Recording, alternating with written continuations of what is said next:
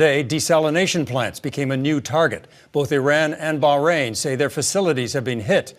Candace Cole looks at what this could mean for the water supply that everyday Iranians and many people in neighboring Gulf states depend on to live.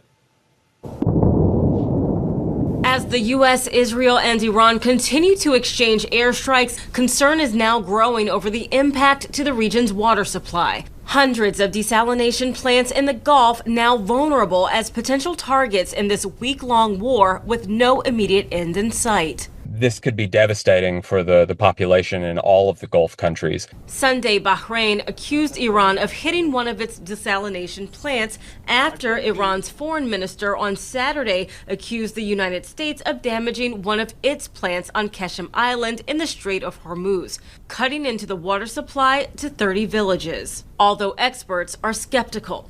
I've yet to see verification. I'm not trying to dispute the claim, but we really don't know very much about what's happening on the ground there. The U.S. has claimed no knowledge of the strike. I know nothing about a desalination plant. Desalination is the process of removing the salt in seawater and is critical to life in the Middle East. 90% of Kuwait's drinking water, over 85% of Oman's, and nearly 70% of Saudi Arabia's drinking water is dependent on those facilities.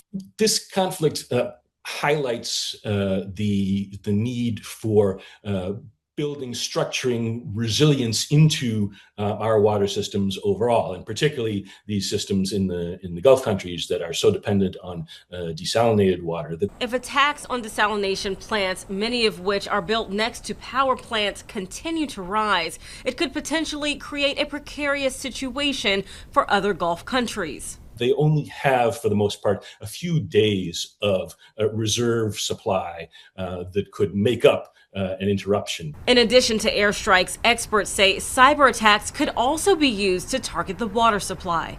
Candace Cole, Global News, Washington.